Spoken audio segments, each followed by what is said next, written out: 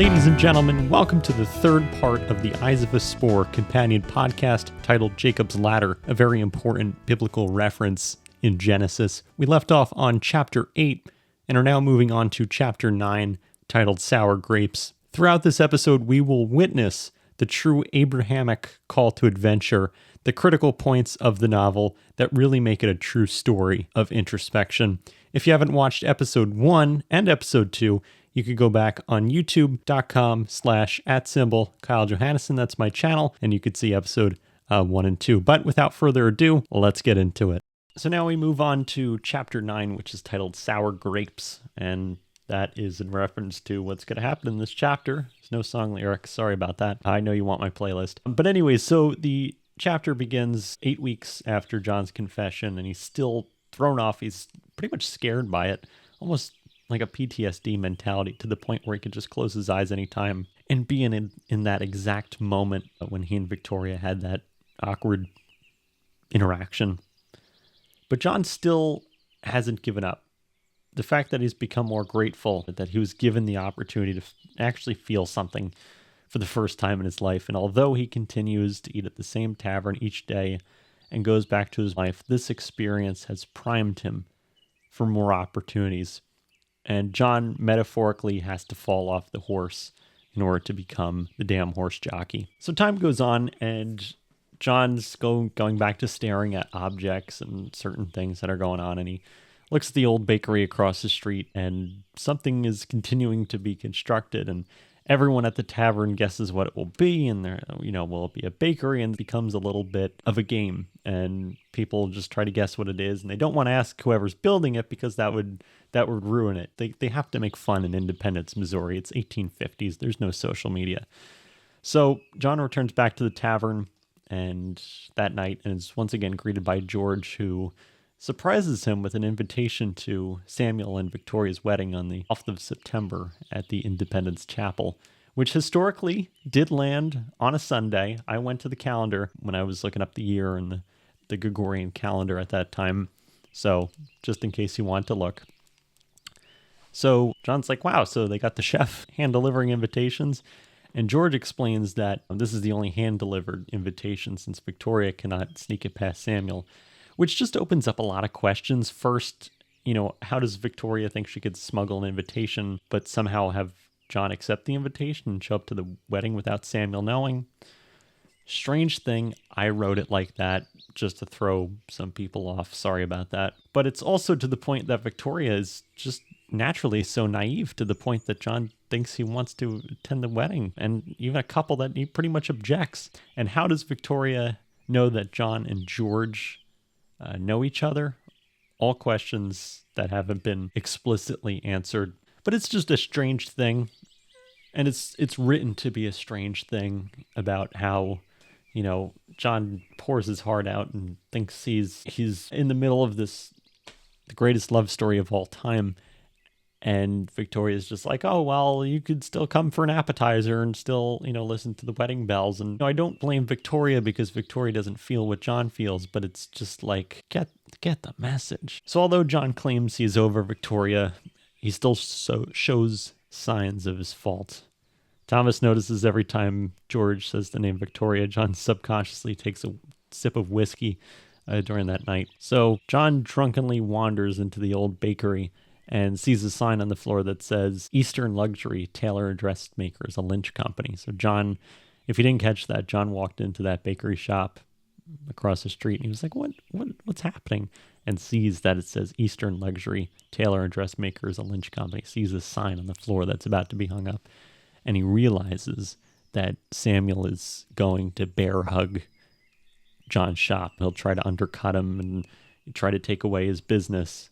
So John, out of character and a tad fit of rage, steps on the name Lynch on the sign, is in just complete disbelief that Samuel essentially is taking away his mundane Garden of Eden, which the tailor shop is, for biting into the apple, which was Victoria. So a little bit of a Genesis reference. There's some biblical references to this story. Some I intended, some I had to go back and say, oh yeah, I subconsciously did that. But this is John's revenge. John took a bite of the apple in the Garden of Eden, and his whole mundane garden, which is his tailor shop, is now threatened to be taken away. So John returns home to abuse alcohol as a means of escape once again, and once again overindulging himself.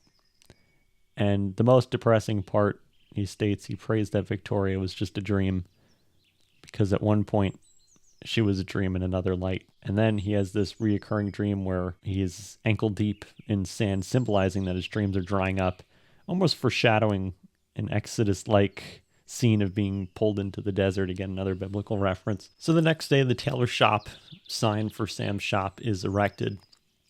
John realizes not only the shop's opening is his demise of any sales for the wedding, but it is the likely demise of John's tailor shop entirely. So, being his antagonistic self, Samuel walks into the shop and antagonizes John, telling him that his shop's demise is inevitable. And while John interjects Samuel and states the only reason he's moving forward with that is the fact he told his fiancée, Victoria, that he loved her, and also takes another stab at John by saying he spread rumors that the townspeople are disgusted by him, and this mundane love story kind of goes public. So Samuel leaves the shop. John reflects on the archetype of Samuel and Victoria, and his deeper realization is that they simply cannot be compatible. Almost naive to an extent, where his intentional disbelief becomes unraveled, but I'll let you decide that. So with the Lynch shop opening day the next day, and the clear revelation that his shop is in imminent demise, John realizes that rearranging the chairs on the metaphorical Titanic will not do anything, and the only avenue for a somewhat diminishing return is to undercut all of his product and try to just strangle, again, rearranging the chairs on the Titanic, just trying to squeeze out whatever bit of leverage John has left. So John enters the tavern, tells everyone everything will be half off in his store tomorrow. And John takes Thomas's delivery horse and goes to all the different taverns, like Paul Revere, as John describes himself, and goes all to the different taverns in the evening and says everything's half off tomorrow at the tailor shop. And half of the townspeople knew that this was strategic to take a stab at Samuel, and the others follow with the excitement of just simply having a discount. So it's this community-based enticement that's building up. So John returns home and he falls asleep by marking price tags, and the next morning he's woken by Thomas, who told him that he left his horse tied up in the front of his shop and made him aware of the droves of people that lined up to enter the tailor shop due to his success of the discount Revere. Thomas helps John take on the people as they wipe out his stock. Even members of the Lynch family, Sam's family, come and buy stock and even introduce themselves. And as the waves of people dive down through the day, as this fire sale ends, John and Thomas look over at Samuel's shop and sees no one there, including Victoria, who wasn't there. And John wishes that Victoria could see his pride. However, Thomas says, when John says that, Thomas says, well, she probably won't, but I have a feeling the person across the street will tell her. And John continued to sell his remaining stock to hedge Sam's prosperity for the next 20 days. And the ending quote of this chapter, which again was one of the greater ones, and this is why I want to read it out, even though this is not an audiobook, the ending quote was, "I'd felt a sense of calmness knowing that my temporary and radical discounts would eventually lead me to a peaceful closing of the shop. I had stood over 5 years continuing the legacy of my father's work in his own way, and it had become apparent that it soon would be time to flip the next chapter in my life. All my dreams of marrying someone like Victoria and independence had faded like sand. I knew it was time to move on to something I had yet to grasp at that moment. I have been chasing love for far too long, and I have found that what I had been chasing all along was just the shadows of freedom from the mundane life that was set up for me." And that, ladies and gentlemen, is chapter 9. All right, now we continue to chapter 10, which is A Wild Dove. And think about the chapter title, Wild Dove, and see if you could align it with some of my hidden symbolisms left in this chapter. So, fast forward, it's the day of the wedding, September 12th, and John reflects on his thoughts after getting rid of most of the shop stock. With the empty shelves and a considerable amount of cash in his hand to start over in his next life, John's call to adventure taps him on his shoulder. He realizes that the shop's going to close. He has money, and now it's just time to figure out what to do. So John puts on a black suit, getting ready for the wedding, and it's ironically the same one he dressed in for his father's funeral, which was the last event, and he goes to the Independence Chapel. And the scene, the townspeople stare at him, and as he walks into the chapel, knowing that this Jacob and Rachel-esque love story, another Genesis reference, is something that just never came true. So John goes into the chapel. Samuel and his groomsmen wait for Victoria, and there's 5 minutes of silence before she enters, which is another Book of Revelation reference of the seventh seal. So Victoria walks down the aisle, and John realizes she's wearing the same white dress with the blue ribbon and is dumbfounded. And the only thing that John could pretty much write in this moment is, my whole world had become dark. And he realizes that in this moment, he's watching Victoria walk down the aisle and has this jaded perspective, still has this jaded perspective that he was supposed to be at the altar. And just to see Victoria come out with the white dress with the blue ribbon kills him, because he knows he's supposed to be standing at the altar. And the only thing John can write is, my whole world has become dark. I didn't like writing the wedding scene, and I wrote it as quickly as possible. This is a very quick chapter, and this just needs to be written as a form of transition for John's mind in the end. And his love for Victoria was far over before the wedding even started. However, in order to make this story kind of make sense, I needed an archetypal conclusion. So after the wedding, John returns to the shop, skipping the wedding party, and just sits in his shop and is greeted by Thomas after, with a bottle of wine and 2 glasses after the party. And Thomas and John look around the empty shop, and John tries to discuss the next adventure now that he's depleted all of his resources and burned the Bridge of Independence. And Thomas mentions the gold rush and the potential to strike it rich. And Thomas tells John that the poster upstairs that he saw, that John found from the post office, was kind of connecting the beginning of the story to a broader strand of reality, almost that union synchronicity, which I'm going to talk about more. But John knows winter is approaching in Independence, which is not a time to travel out west. John's very interested in the gold rush idea, but winter's approaching. You can't really go on that California trail in winter, so John will have to spend the next few months in archetypal purgatory in order to escape. And that is the end of the very short chapter 10. So moving on to chapter 11, which is titled Memories. So this is the transition chapter to where it's the end of John's romantic endeavor with Victoria. And now we kind of transition to the second part of the novel. So we start out with chapter 11, which is titled Memories. And so a few months of winter passes and it becomes the early spring. Now, John obviously wants to escape, but knowing that it is the 1840s, 1850s-esque era, anywhere to travel in the winter is simply just impossible, especially if he wants to go out west and do that gold rush expedition. So this is important because it's a time where John reflects on his life of depression and almost quiet desperation of that point due to the reverse effect of picking his head up above the muck. Those are one of the consequences, and that might be a life lesson for some.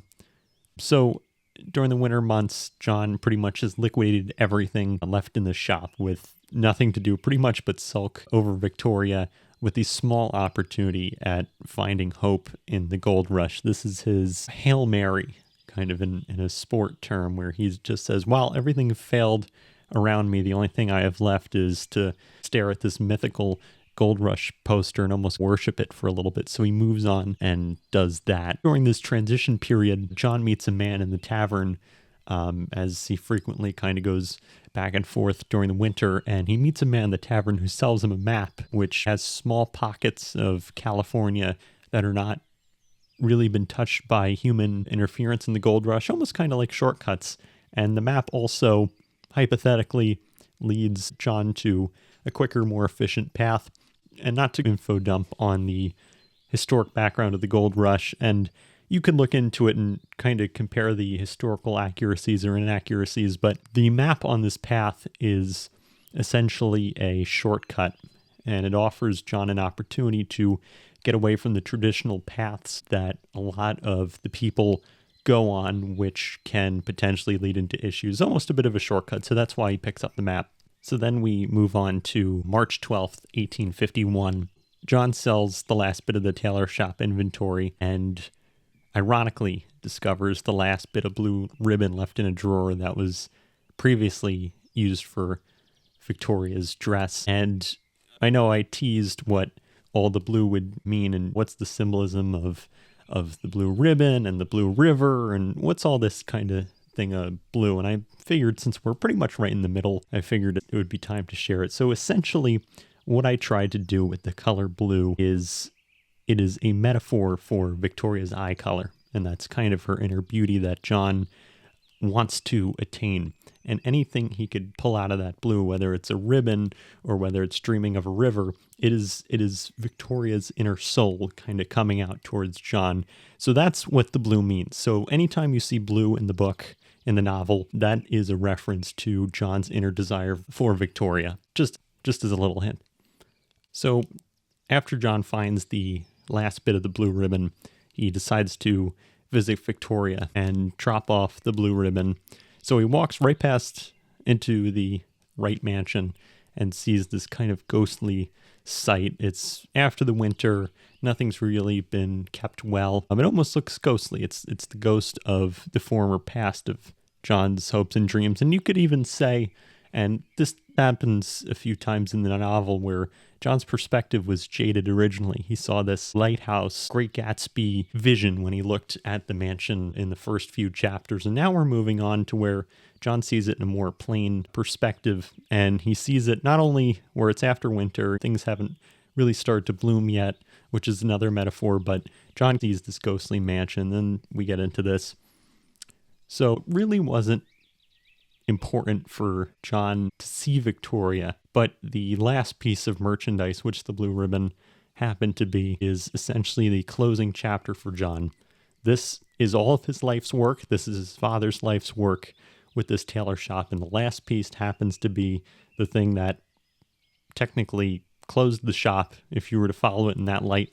So he goes and wants to just drop it off as closure. So John approaches the mansion and he knocks on the door and is greeted by one of the Wright employees. This is not George, who tells John that Victoria is not here, and John is pleased by that. But then he's greeted by Mr. Wright, who is Victoria's father. And in John's perspective, it's almost like meeting the Wizard of Oz in Emerald Palace. We think before this point in the book that Mr. Wright is this grand tycoon bank figure, and he slowly starts to converse with John. And we not only learn that he's a sincere person, but we also learn that he tells John everything he needed to hear, and which no one pretty much said to him. John and Mr. Wright are sitting inside of the mansion. They have a cigar or whatever. And he explains to John that he's displeased by Victoria's choosing of Samuel to be her spouse. Mr. Wright tells John that although he's displeased, he simply just wanted her to be happy, as Victoria is his only daughter, and after supposedly losing his wife, this is probably the only feminine figure that Mr. Wright still has near to him. So he returns with a compliment to John, which is pretty much the only compliment that John ever receives in this novel, which is just a recognition of John's treatment of Victoria without any fiscal gain. And that compliment is pretty much Mr. Wright essentially telling John that he's astonished by genuinely how happy he made Victoria, and he was in awe by what was in the tailor shop that made her so happy. You know, Victoria would kind of come back to the mansion after visiting the tailor shop and just be so happy and so in awe. Mr. Wright took note of that without John pretty much knowing, which was a surprise. I even inserted this weird idea about that Mr. Wright thought they were smoking pot, which is just a sign of the times, and it's just a little bit of a comical relief, sort of. Not really, but you could be the judge of that. But towards the end of this conversation, in John's reflection, John basically unsolicitedly received one of the greatest social sacraments, which was the endorsement of the father of the woman who John once loved at that point, which is a pretty major thing for him, considering how emotionally isolated he was before this grand call to adventure. So at the final part of this conversation, it continues with John telling him about the shop's liquidation and the search of the gold rush. And Mr. Wright, who's kind of turns out to be one of my favorite characters besides Thomas, Mr. Wright offers a lease for John's shop for 3 years with the hope that John could return with success and rebuild the shop if he strikes big in the gold rush. And if not, if John doesn't want to return back to the tailor shop after 3 years, Mr. Wright basically gives the opportunity for John to just write back to him and say, listen, I'm not interested in returning back. And Mr. Wright agrees to pay him the full fair value of the shop.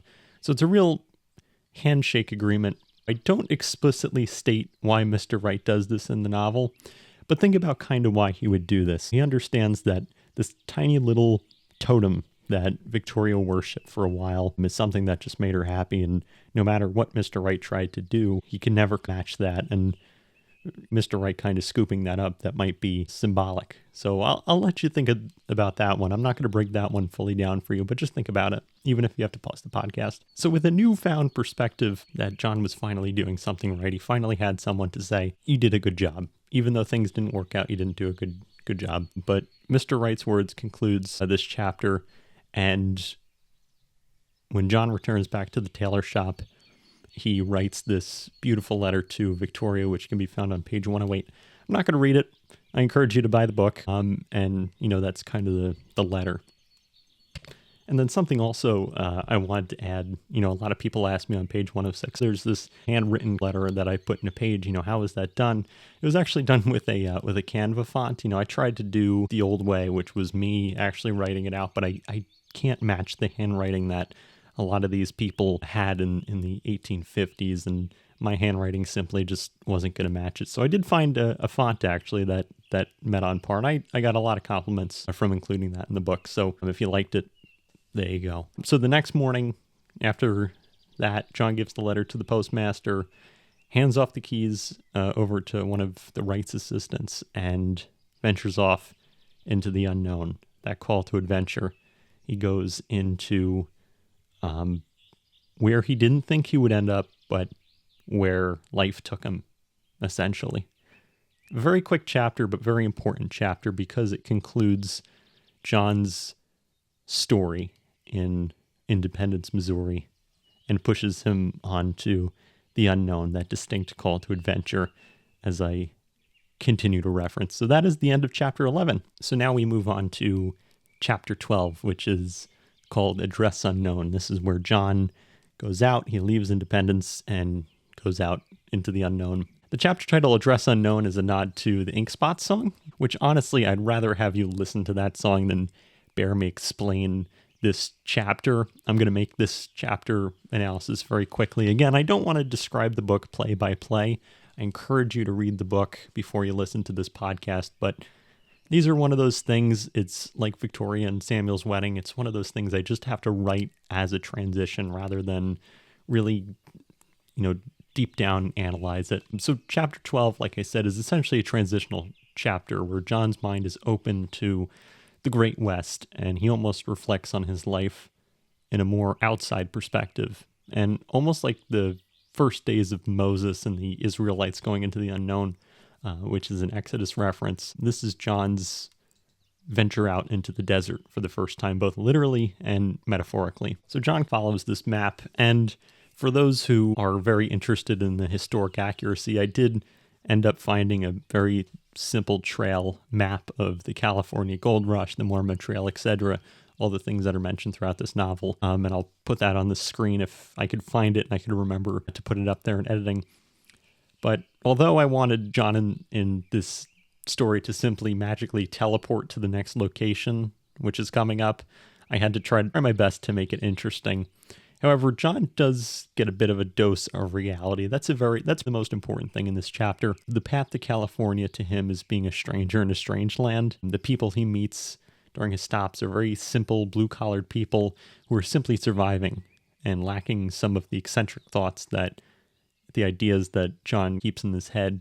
So John essentially is just meeting all these new different people on the trail. Some of them are very desperate, very people who aren't like John, who don't sit and think for hours and hours on end. So another interesting point. But still, John has that determination in his head to arrive to his destination, but his perspective is slowly being changed by the wilderness of the West, whether that's good or bad.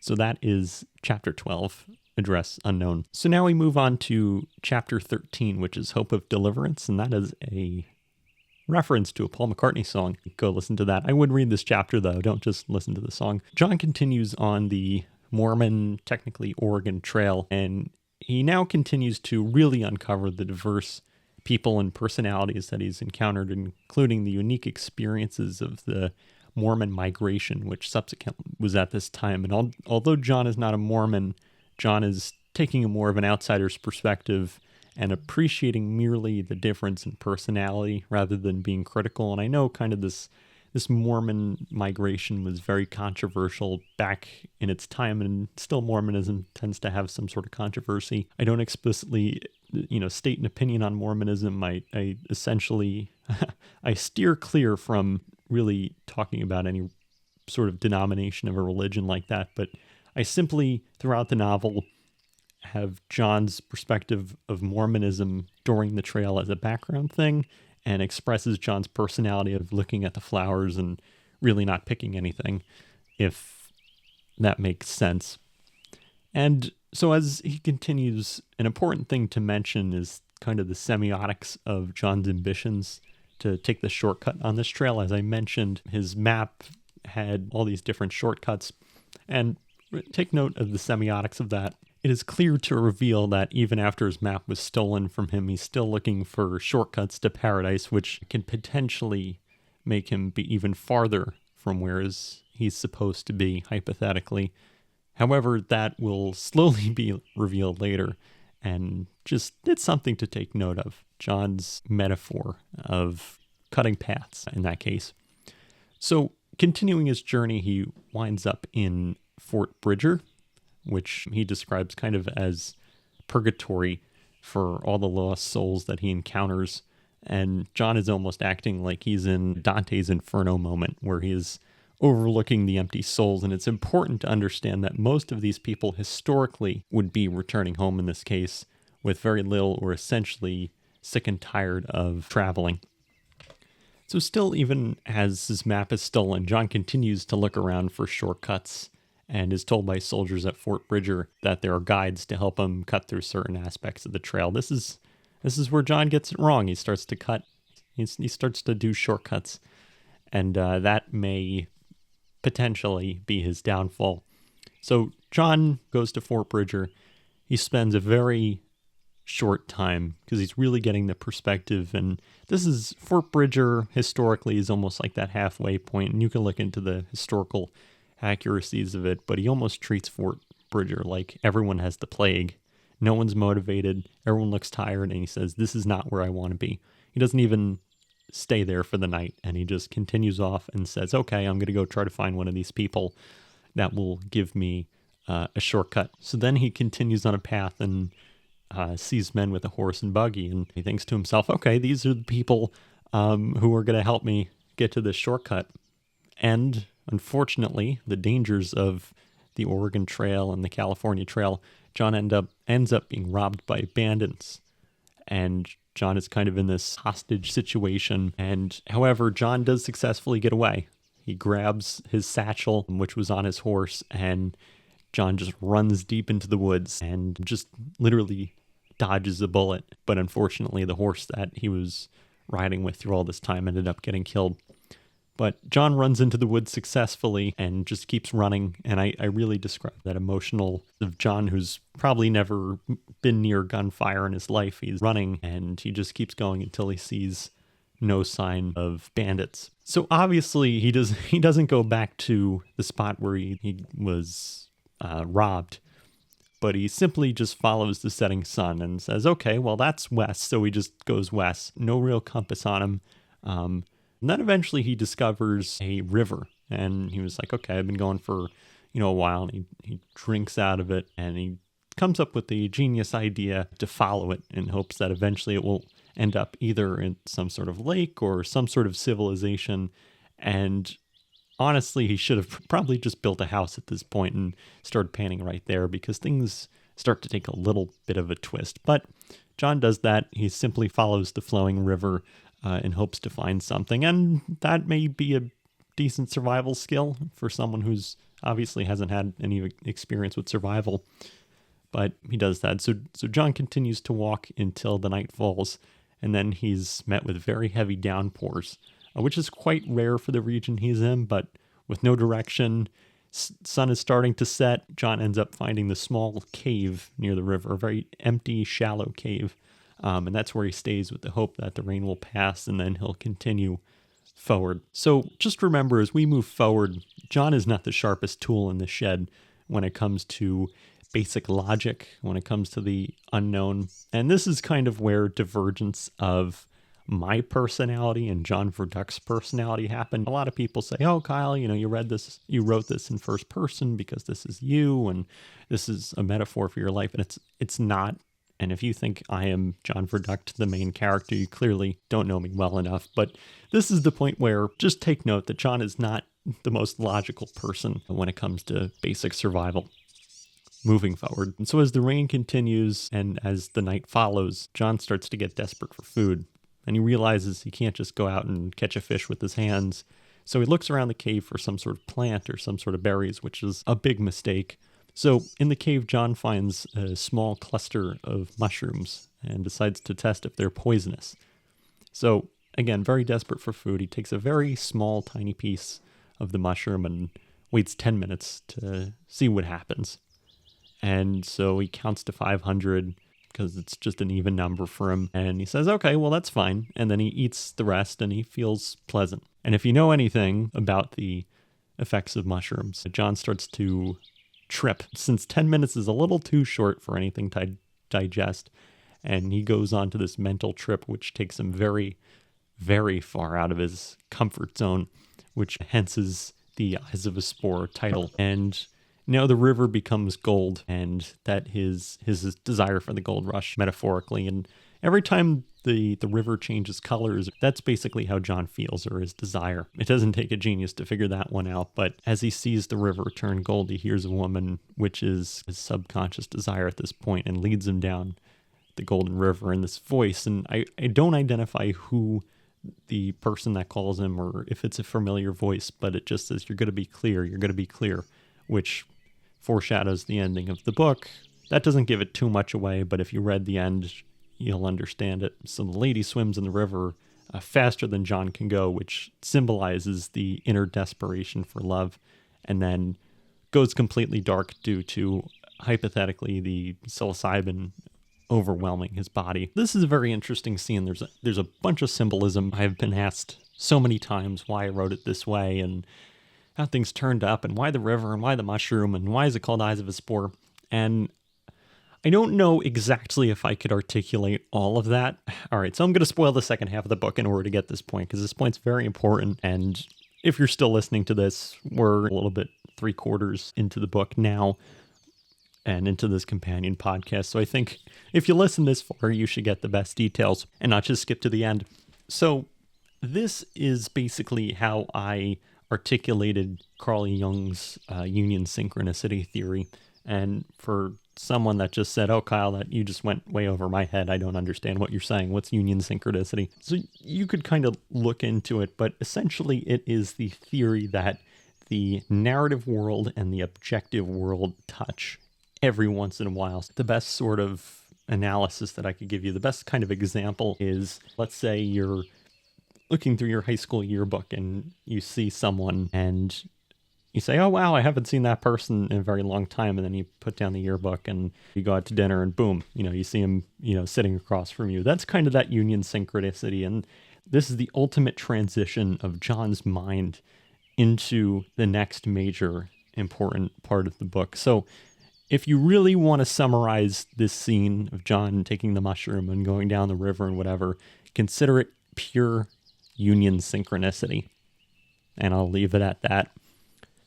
And that's pretty much the complexity of the scene without getting too much. And again, if you don't agree with me, again, I just wrote the book. If a tree falls in a forest and it doesn't make a sound, if no one really understands that or kind of relates to that, I understand. But kind of think about the union synchronicity and how it transitioned from the first part to the second, more dramatic part of the novel.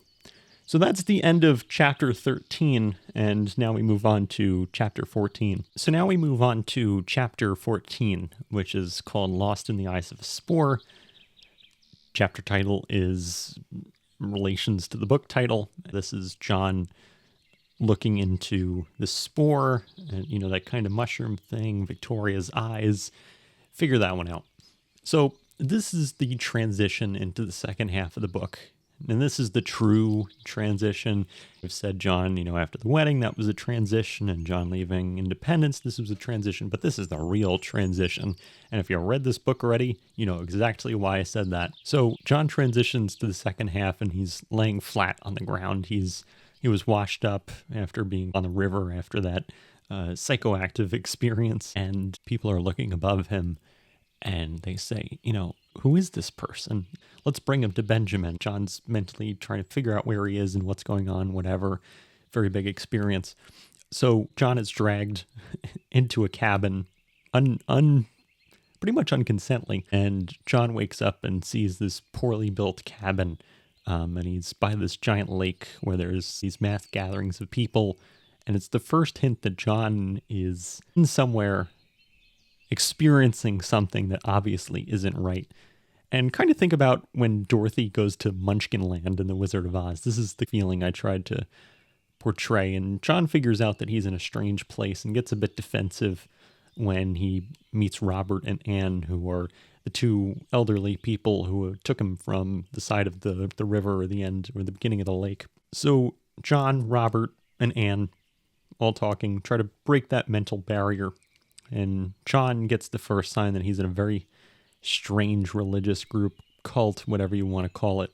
Then he meets Benjamin, who is the cult leader, and who gets up in his face and says, "We're finally glad to finally meet you again," which, might screw you up a little bit after going through that experience and you're just found up you're in a cult. Again, I've tried to portray that Munchkin Land-esque type of feel. So John puts on this flared blue robe as everyone else is wearing in this cultist-like organization. So he puts it on and he's walking with Robert and Anne to the rest of the group. They want him to meet everyone, and John really doesn't know what's going on, and he's way too weak to go off and run into the woods and try to figure everything out. And he doesn't have that flight kind of feeling yet. But he puts on this robe. And take notice of the color blue with the robe. I said blue represents Victoria's eyes, but now it's a light blue robe. And the color blue's faded a little bit. And consider that a little bit of a symbolic hint. So John and Robert and Anne go to the benches and is greeted by 40-ish people who treat John as a stranger in a strange land, and they're all pointing to him and talking amongst themselves and trying to figure out who he is. So the benches are pretty much the central area. There's no specific church. There's no gathering place. The benches and the area in front of the benches, this is almost this type of religious gathering area. And if you're reading the book, I would suggest looking at the cover, and you may notice that the front there are benches and there's a central area. And, I ended up taking this, not in Utah, not where it would be, but I did take this in a certain part of New Jersey, which I will conceal because, one, I like the area, and two, I want to keep it hidden just in case there's any hints of vandalism. So as this morning prayer session goes on, John realizes that he's in a cult, and Benjamin is the leader of the cult. And it's so far off from any other religion. This is not a Mormon thing. This is not a Christian thing. This has nothing to do with any mainstream religion. It's so far off from any other religion that he has no idea what's going on. It takes him a while to realize that he's even in a cult, almost to the point where he thinks that this whole organization is just being improvised, that everyone is just simply a character, all faking it for John. So then Benjamin and John have a conversation after the morning prayer in Benjamin's cabin. And there's all these different cabins littered around the lake, and this is where the cult is. And Benjamin presents a deal to John, and he could have his satchel back, and Benjamin will give John his satchel back that he traveled during the river with, which has all of his money, which has all of his possessions, if John learns about the religion and gets back to full strength. And John has no other option. John can't say, well, I'm just going to take my satchel and go, because Benjamin's like, I have it. I am the leader of a cult. You can't get away from me. And John accepts. He says, okay, that's fine. I'll learn about your, blue robe cult, whatever. So John leaves the cabin and walks back to Robert and Anne, and is deterred by a group of people in the water who pull him in and are kind of bobbing up and down, almost doing this like water aerobics. And they start saying very strange things, and it starts to freak out John. John says, which is a very important line, it says, "It seems I have entered a different reality, not one to the extent such as a different time, place, or world, but more a different place with respect to a completely different perspective, accompanied by a more than strange environment." And if you happen to get the first 100 copies of my book, and you got that bookmark, that is where the quote is from. So after that, John goes back to his little makeshift bed, and he dreams that he's in this deep blue river, and it drenches his clothes, almost like bathing in dye, which is kind of the fingerprint of John's feeling for Victoria, because there's really no mention of Victoria from here on out. And this is the very interesting point where John doesn't say anything. John doesn't, allude to the point that he misses Victoria or just wants to go back to, wants to leave Oz. But subconsciously, she's still haunting him, which could take a while to get over. Trust me. So they wake up the next day, and John is subject to another morning prayer session. And this time, Benjamin instructs everyone to break their inner social circles, which is a play on that call to higher order in a less realistic way. And he orders everyone to introduce themselves to new people within the group. There's a bunch of people, says, don't talk to people who you usually talk to. Don't be with completely fine new people. So although this is very easy for John because he knows Robert and Benjamin and everyone else is a stranger, he walks around and he's tapped on his shoulder by a woman with very light green eyes, which, hey, that's Kyle's favorite color. The author, hey, I'm here, who introduces herself as Grace. And the initial conversation is a little bit awkward, and John's a little nervous, and Grace seems she's a little bit nervous by talking to John, this kind of little bit of tension. So for whatever bit of conformity they both have, John and Grace walk to where they first landed, and they have a conversation. John tells a very concealed version of his story, and they get to know each other, and Grace shares how she wound up here in a very strange way. And if you want that backstory again, go read the novel. So John and Grace go to her cabin, which is much farther away from others. And when asked about it, when John says, why is it so far away from everyone? And she says, I like my independence after all, which is potentially foreshadowing something, and also a bit of a play on John's past, hence Independence, Missouri. So Grace reveals to John that she's an artist, and John becomes kind of infatuated by all of her different drawings, and they're unique to the point where John gets lost in a trance, and when he sees them, they're all different pictures of flowers and all that, all different drawings of flowers and all that kind of stuff, and John's very infatuated by it. Grace is an amazing artist, and John kind of falls into that. So John asks Grace essentially why she's in the cult without being that blunt, and Grace essentially tells John that she was the middle child and was never really recognized, and she became infatuated by how Benjamin told her about this new religion, this new way, this new perspective. And Grace tends to explain the religion, and it almost gets to the point in the book where it seems she's making it up herself and she's just going on about it. But long story short, Benjamin essentially has this old notebook writing references, and he tells him how to guide the group, and this mystery notebook, which no one has ever seen, is basically leading them in a very strange way. This is the point where Grace is kind of making things up, and John's just kind of following it because Benjamin's religion is made up, and he keeps his followers going by getting them to just make up things. Just basically everyone's lying at that point. So John is an entirely different way Victoria. He tends to fall in love with Grace in this trance-like fashion. He almost sees Grace as how people view the religion, and he's a bit infatuated by this person who's not much different from him, but they're just in a very, very strange place.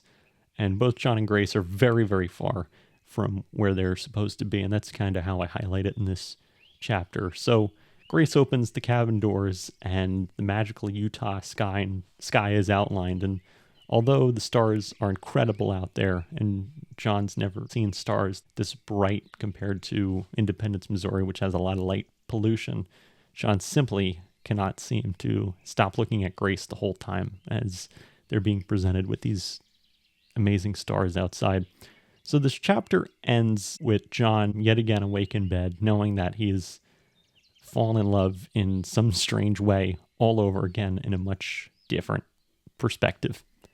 And that is the end of chapter 14. Ladies and gentlemen, that was episode 3 of the Eyes of a Spore Companion Podcast. Stay tuned for episode number 4, titled Above Us Only Sky, on this channel as we continue the story of John Vurduct.